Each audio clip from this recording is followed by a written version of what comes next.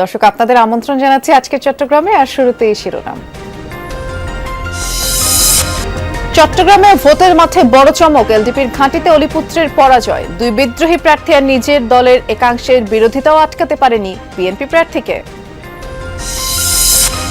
খাতুনগঞ্জে ভোক্তার অভিযানে মিলেছে ভয়াবহ চিত্র, অবাধে বিক্রি হচ্ছে রং মিশ্রিত ভোগ্যপণ্য। কোনো দোকানেই নেই মূল্য তালিকা, কয়েক মালিককে জরিমানা। পর্যাপ্ত সরবরাহের পরও ঊর্ধ্বমুখী খেজুরের বাজার, দাম বেড়েছে 50 থেকে 200 টাকা। বাজার তদারকির অভাবকে দুষছেন ভোক্তারা। সব জায়গাতে দাম বেশি, একের অর্থাৎ কি দাম রেট আগের থেকে অনেক বেশি। আমরা যারা মধ্যবিত্ত আছি, নিম্ন মধ্যবিত্ত আছি, আমরা যেন দামটা নিয়ন্ত্রণে থাকলে একটু কেনাকাটা করতে পারি।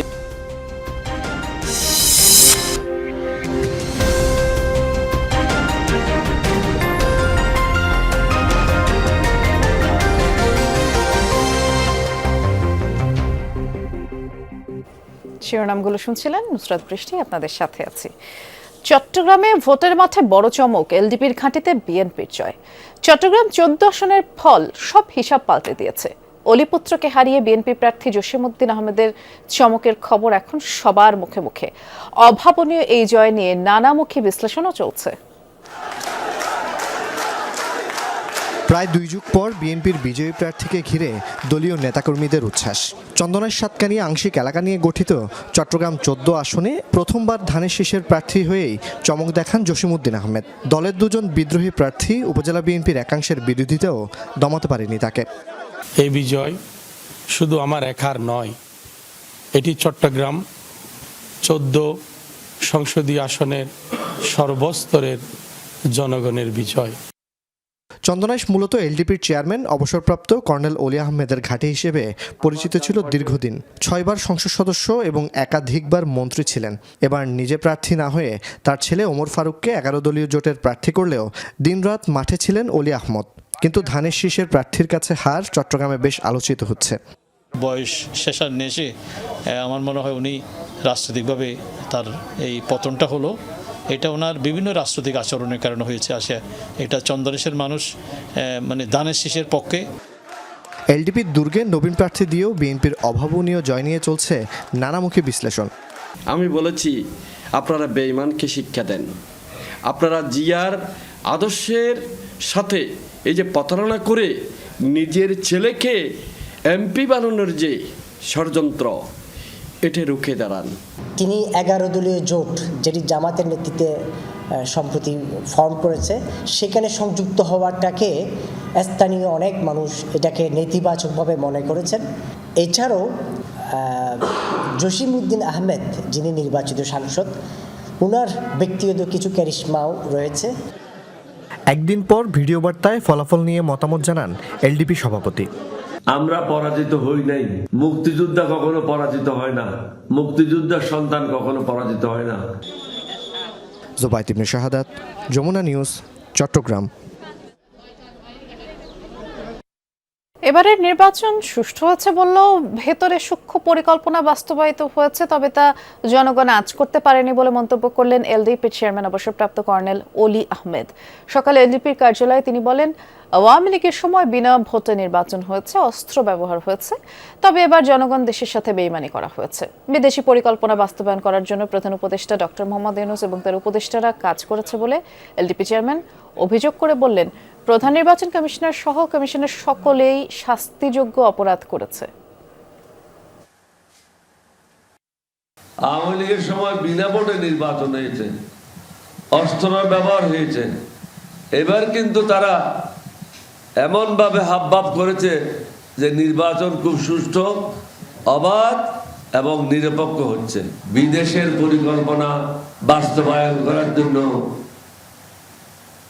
ইউনূস সাহেব এবং তার উপদেষ্টারা কাজ করেছেন।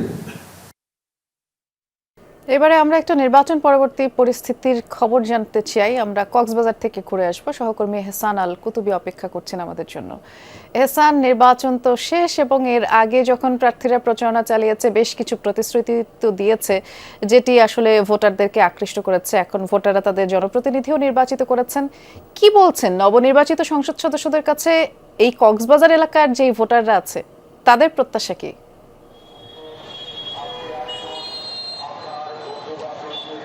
বৃষ্টি, কক্সবাজার ভৌগোলিকভাবে গুরুত্বপূর্ণ একটি এলাকা। এখানে আসলে 4টি আসনের মধ্যে আমরা দেখেছি সাধারণ মানুষের যে দাবি, বিভিন্ন দাবি তারা জানিয়েছেন নতুন যারা নির্বাচিত হবেন তাদের কাছে। আবার বিভিন্ন সংসদ সদস্য প্রার্থীরা যখন মাঠে ছিলেন তখন তারা বিভিন্ন প্রতিশ্রুতি দিয়েছেন, সেগুলো কিন্তু তাদের দাবির প্রেক্ষিতে। এবং আমরা দেখেছি বিশেষ করে কক্সবাজারে একে সালাউদ্দিন আহমেদের যে নির্বাচনী প্রচারণা, সেখানে আমরা দেখেছি তিনি প্রথম বলেছিলেন যে তার প্রথম কাজ হবে কক্সবাজারের দিয়েছেন। এটা কিন্তু কক্সবাজারবাসী দীর্ঘদিনের দাবি ছিল, শুধু কক্সবাজার এক আসন নয়, দীর্ঘদিনের দাবি ছিল শুধু কক্সবাজার এক আসন নয়, এটি কক্সবাজারের পুরো জেলার মানুষের দাবি, এটি যারা কক্সবাজারে আসেন পর্যটক তাদেরও দাবি। কারণ হচ্ছে যে প্রায় সময় আমরা দেখি যে এই সড়কে কিন্তু বিভিন্ন সময় দুর্ঘটনা ঘটে শুধুমাত্র 2 লেন হওয়ার কারণে। তো সেটি যদি 6 লেনে উন্নীত করা হয়, সেক্ষেত্রে পর্যটক এবং কক্সবাজারবাসী সহ সারা দেশের মানুষ যারা কক্সবাজারে বেড়াতে আসবে সবাই কিন্তু উপকৃত হবে। এর পাশাপাশি আমরা দেখেছি কক্সবাজার হচ্ছে উপকূলীয় এলাকা, এখানে বিশেষ করে এখানকার লবণ শিল্প, এই শিল্পের উপর নির্ভর করে লাখ লাখ মানুষ কিন্তু তাদের জীবিকা নির্বাহ করে। এই লবণের দাম কিন্তু একেবারেই অপ্রতুল, একেবারে নগণ্য। এই দাম যাতে বৃদ্ধি হয়, ন্যায্য মূল্য যাতে পায় চাষিরা, সেটিও কিন্তু কক্সবাজারের মানুষের একটা দাবি ছিল, সেটিও প্রতিশ্রুতি দিয়েছেন। এবং সবচেয়ে বড় বিষয় হচ্ছে কক্সবাজার যে পর্যটন এলাকা, এই পর্যটন এলাকার যাতে আরো উন্নত হয়, কক্সবাজার শহর যাতে নিরাপদ শহরে পরিণত হয়, সেটিও কিন্তু সবাই প্রত্যাশা করছেন। এবং আমরা দেখেছি স্থানীয় যে সংসদ সদস্য লুৎফর রহমান কাজল, তিনি ফেসবুক স্ট্যাটাসের মাধ্যমে নিরাপদ শহরের প্রতিশ্রুতি যে বাস্তবায়ন করবে সেটিরও ঘোষণা আমরা নির্বাচিত হওয়ার পরে তিনি দিয়েছেন, সেটাও আমরা দেখেছি। বৃষ্টি, বিস্তারিত করে জানাচ্ছিলেন, ধন্যবাদ হেসান। খাদ্যপণ্য থেকে শুরু করে রাসায়নিক সবখানেই ভেজালের ছড়াছড়ি। চট্টগ্রামের খাতুনগঞ্জে দোকান, আড়ত, গুদামে ভোক্তা অধিকার সংরক্ষণ অধিদপ্তরের অভিযানে ভয়াবহ চিত্র মিলেছে। অবাধে বিক্রি হচ্ছে রং মিশ্রিত ভোগ্যপণ্য, কোনো দোকানেই মূল্য তালিকা নেই। কয়েকজন মালিককে অর্থদণ্ড এবং অন্যদের সতর্ক করা হয়। সকালে চট্টগ্রামের খাতুনগঞ্জের আমেনা ট্রেডার্সের কারখানায় ব্যবহৃত সোডিয়াম হাইড্রোসালফাইড বিক্রির খবর পেয়ে অভিযান চালায় ভোক্তা অধিকার সংরক্ষণ অধিদপ্তরের টিম। হাতে নাতে প্রমাণ পাওয়ায় মালিককে অর্থদণ্ডের পাশাপাশি ধ্বংস করা হয় জব্দ করা রাসায়নিক। একই মালিকের অন্য প্রতিষ্ঠান হাজি ট্রেডার্সের রং মিশ্রিত ডাল বিক্রির অপরাধে 1.5 লক্ষ টাকা জরিমানা করা হয়। মূল্য তালিকাটা আপডেট করে নাই, যার কারণে মানে কি 5,000 টাকা জরিমানা করলো। হাইড্রোসটা যে আমরা যে জানি না, এটাতে আমরা তো রেগুলার বিক্রি করতাম, আমরা জানতাম না এটা ক্ষতিকর একটা জিনিস আর কি। রমজানকে সামনে রেখে পেঁয়াজের বাজারে সরবরাহ স্বাভাবিক থাকলেও মূল্য তালিকা হালনাগাদ না করায় হাকিম বাণিজ্যালয়কে 4,000 টাকা জরিমানা এবং মোড়কজাত বিধি না মানায় ARL টি হাউসকে সমপরিমাণ অর্থদণ্ড করা হয়। মানা করছে যে এই ইয়েটা নাই তো, এই যে প্রিন্টিংটা নাই তো, ওই কারণে এখন স্যার প্রিন্টিংটা যদি আমি নিতে যাই তাহলে সেটা BSTA থেকে অনুমোদন নিতে হয়। এটা লিখি না, এটা মনে করেন যে এখানে থেকে মূল্য তালিকা দেখে লেখে না, এটা আসলে ওই যখন বাজারে ভোক্তা অধিদপ্তর আসে এটাই মনিটরিং করে। রমজানের আগে বাজার স্থিতিশীল রাখতে নিয়মিত অভিযান চলবে বলে জানান অধিদপ্তরের কর্মকর্তারা। ডালের দোকানে আমরা দেখেছি যে ডালের রং মিশ্রিত ডাল বিক্রি করছে, এটার জন্য আমরা আগে সতর্ক করছিলাম, তারপরেও এটা আমরা আজকে আবার পেয়েছি। আর মশলার দোকানে দেখা যাচ্ছে যে উনি হাইড্রোস বিক্রি করেন, এটা মশলার দোকান, এটা হচ্ছে খাদ্যপণ্যের দোকান, এখানে হাইড্রোস কেমিক্যাল এটা খাবারের জন্য নিষিদ্ধ, তো সেটা এখানে বিক্রির আসলে কোনো সুযোগ নেই। অভিযানে বিভিন্ন অপরাধে আরও 5 প্রতিষ্ঠানকে 1,03,000 টাকা জরিমানা করে অভিযান টিম। জুবাইর রিফাত, যমুনা নিউজ, চট্টগ্রাম। টেকনাফের নাফ নদী থেকে বিভিন্ন সময় আরাকান আর্মির হাতে আটক 73 জেলেকে ফেরত এনেছে বিজিবি। বিকেল 4:30টার দিকে টেকনাফ বিজিবির একটি টিম তাদেরকে টেকনাফ জেটি ঘাটে নিয়ে আসে। বিজিবির রামুস সেক্টরের কমান্ডার কর্নেল মহিউদ্দিন আহমেদ জানান, দুপক্ষের মধ্যে বৈঠকের পর বিভিন্ন সময়ে ধরে নিয়ে যাওয়া জেলেদের মধ্যে 73 জনকে ফেরত দিতে সম্মত হয় আরাকান আর্মি এবং সেই সিদ্ধান্তের ভিত্তিতে আজ দুপুরে নাফ নদীর শূন্য রেখায় তাদেরকে বিজিবির কাছে হস্তান্তর করা হয়। কর্নেল মহিউদ্দিন জানান, নাফ নদী বঙ্গোপসাগর থেকে ট্রলার সহ ধরে নিয়ে যাওয়া অন্তত 200 জেলে এখনও আরাকান আর্মির হাতে জিম্মি রয়েছে, যেখানে কিছু রোহিঙ্গা থাকলেও বেশিরভাগই বাংলাদেশি।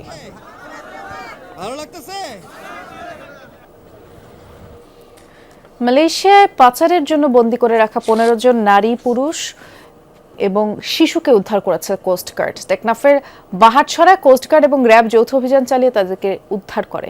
কোস্টগার্ডের দাবি, কক্সবাজারের টেকনাফে বাহারছড়া কচ্ছপিয়া এলাকার মানব পাচারকারী আব্দুল আলী তার বাড়ির গুদাম ঘরে এদেরকে আটকে রেখেছিল। উদ্ধারের পরে জিজ্ঞাসাবাদে জানায়, কয়েকটি সংঘবদ্ধ পাচারকারী চক্র বিদেশে উচ্চ বেতনের চাকরি আর অল্প খরচে বিদেশ যাত্রার প্রলোভন দেখিয়ে দেশের বিভিন্ন এলাকা থেকে বাংলাদেশি ও রোহিঙ্গা নাগরিকদের জড়ো করে। এরপরে সাগর পথে পাচারের পরিকল্পনা করছিল। তাদেরকে টেকনাফ মডেল থানায় হস্তান্তর করা হয়। অভিযান টের পেয়ে পাচারকারীরা পালিয়ে যাওয়ায় আর কাউকে আটক করা যায়নি। পর্যাপ্ত আমদানি এবং সরবরাহের পরও খেজুরের বাজার ঊর্ধ্বমুখী। চট্টগ্রামে প্রতি বছর রমজানের আগে যে চিত্র দেখা যায়, এবারও তার ব্যতিক্রম হয়নি। রোজায় অন্যতম প্রয়োজনীয় ভোগ্যপণ্যটির দাম 50 থেকে 200 টাকা পর্যন্ত বেড়েছে। কৃত্রিম মূল্য বৃদ্ধির জন্য বাজার তদারকির অভাবকেই দুষছেন ভোক্তারা। চট্টগ্রামে আমদানি করা ফলমূলের অন্যতম পাইকারি বাজার ফলমন্ডিতে খেজুরের প্রচুর সরবরাহ, গুদামে গুদামে মজুত, কিন্তু দামে এর প্রভাব নেই। বাজারে বর্তমানে অন্তত 25 ধরনের খেজুর মিলছে। এর মধ্যে মেটজোল কেজিপ্রতি 550 থেকে 600 টাকায়, নাগাল কেজিপ্রতি 280 টাকা, মরিয়ম খেজুর 800 থেকে 1000 টাকা এবং আজোয়া খেজুর বিক্রি হচ্ছে 800 থেকে 900 টাকায়। প্রতি কেজি ও কার্টন প্রতি দাম বেড়েছে 50 থেকে 200 টাকা পর্যন্ত। আগাম শুনছি দামটা হয়তো বেড়ে যেতে পারে, সেজন্য আমি আগেই আগাম কিনে নেওয়ার জন্য চেষ্টা করছি। আমরা যারা মধ্যবিত্ত আছি, নিম্ন মধ্যবিত্ত আছি, আমরা যেন দামটা নিয়ন্ত্রণে থাকলে একটু কেনাকাটা করতে পারি। আজোয়া, তারপরে এই মাশরুম, এই টাইপের আর কি। দাম তো চাচ্ছে ওরা অনেক করে, কি এখন গতবারের চেয়ে একটু বেশি মনে হচ্ছে, কেন জানি কি। আগে যেভাবে রেট কম পাইছে, এখন তো দেখতেছি হাই রেট। কেন আমি এখানে মধ্যে উঠতেছি, সবচেয়ে দাম বেশি, সব জায়গাতে দাম বেশি, একের অর্থাৎ কি দাম রেট আগের থেকে অনেক বেশি। এবছর চাহিদার তুলনায় অনেক বেশি খেজুর আমদানি হয়েছে। চট্টগ্রাম বন্দর দিয়ে টনে টনে এসেছে। বাজার স্থিতিশীল রাখতে আমদানি শুল্ক হার 25% থেকে কমিয়ে 15% করে সরকার। তারপরও ঠিকই দাম ঊর্ধ্বমুখী। এজন্য বন্দরে ধর্মঘট, খালাসেদেরির পাশাপাশি পরিবহন ও সংরক্ষণে বেশি খরচকে দুষছেন ব্যবসায়ীরা। ক্রেতাদের প্রতিক্রিয়া আসলে কিছু ক্ষেত্রে হয়তো একটু করে এরা, মানে দামটা যে গত বছরের সাথে তুলনা করে, তখন আসলে একটু হয় আর কি।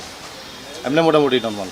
গত বছরের তুলনায় তো আসলে তো এটা ইনফ্লেশনের জন্য তো বেড়ে যায় অনেক ক্ষেত্রে দাম, যে কোনো জিনিসের দাম তো ইনফ্লেশনের জন্য বেড়ে যায়। 15 দিন পর্যন্ত আমাদের কোর্ট থেকে মাল তুলতে পারে না, সেই জন্য মালের দাম কিছু বাড়ে গেছে। এই জন্য এখন তো কিছু তো আমরাও তো বুঝতে পারি না। আগে ছিল 18 টাকা, এখন হচ্ছে 2200 টাকা। দাম হয়তো একটু ওঠা বসা এরকম হইতেছে, উপরে নিচে হইতেছে, উপরে এমন বেশি না যে বেশি হইতেছে, আবার এমন নিচেও না যে নিচু হইতেছে। কৃত্রিম মূল্যবৃদ্ধি ঠেকাতে বাজার তদারকির তাগিদ ভোক্তাদের। তদারকিটা করতে গেলে কাস্টমার কী পরিমাণ, কী দামে, কোন গ্রেডে মাল আনছে এবং তার পর্তা কীরকম, কী পরিমাণ কস্টিং পড়লো, সেটার একটা তদারকি যদি থাকে তাহলে হয়তো বাজারে এটার একটা ফল আসবে। তবে আমাদের বিশ্বাস যে সরকার যেহেতু 10% আমদানি শুল্ক কমিয়েছেন এবং ইন্টারন্যাশনাল মার্কেটও কিন্তু এবারে মানে খেজুরের দাম সেরকম বাড়ে নাই, সেক্ষেত্রে অন্যান্য বছরের তুলনায় দাম কিন্তু কম হওয়ার কথা।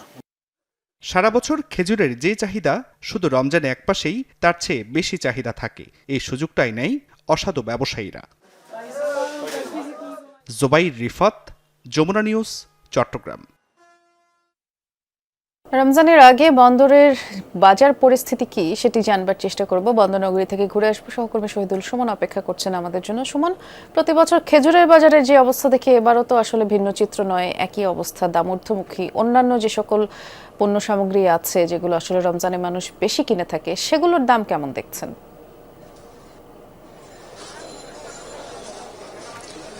বৃষ্টি, আপনাকে আগে একটি তথ্য দিয়ে রাখি, সেটি হচ্ছে গত বছরের তুলনায় কিন্তু এবছর নিত্য পণ্যের দাম, বিশেষ করে ছোলা, চিনি, খেজুর, ডাল, এইসব পণ্যের দাম কিছুটা কম রয়েছে। তবে বেড়েছে এটি হচ্ছে গত 2 সপ্তাহ ধরে, অর্থাৎ রমজান যত ঘনিয়ে আসছে নিত্য পণ্যের দাম ততই বাড়ছে। আমি যদি বলি সপ্তাহ 2 আগে যে ছোলা 68 টাকা ছিল সেটি এখন 72 টাকা, যে ছোলা 80 টাকা ছিল সেটি এখন 85 টাকায় বিক্রি হচ্ছে, সেটি পাইকারি। খুচরোতে আরো কিছুটা খরচ যুক্ত হয়ে সেটি আরো 2-1 টাকা বেশিতে বিক্রি হচ্ছে। একই সাথে খেজুরের দামও আসলে গত বছর তুলনায় কিছুটা কম দাবি করছেন ব্যবসায়ীরা, তবে তারা বলছেন এটি বন্দরের নানা ধরনের যে কর্মবিরতি গেল, ধর্মঘট গেল, সেটির কারণে যে ড্যামারেজ চার্জ কিংবা আমদানিকারকদের যে ক্ষতিটা হয়েছে সেটি তুলতে গিয়েই আসলে মূলত কিছুটা দাম বেড়েছে।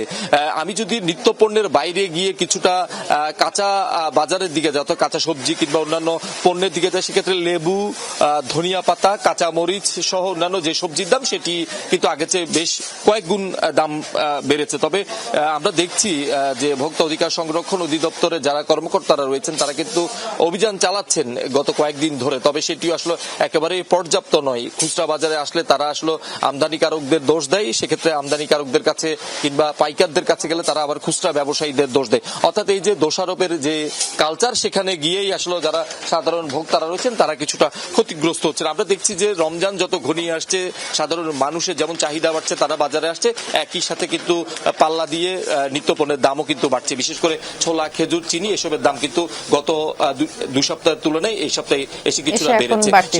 ধন্যবাদ, আপনি বিস্তারিত জানাচ্ছিলেন সুমন। আর এই ছিল আজকে চট্টগ্রামের আয়োজনে, সাথে থাকার জন্য ধন্যবাদ। নিরাপদে থাকবেন।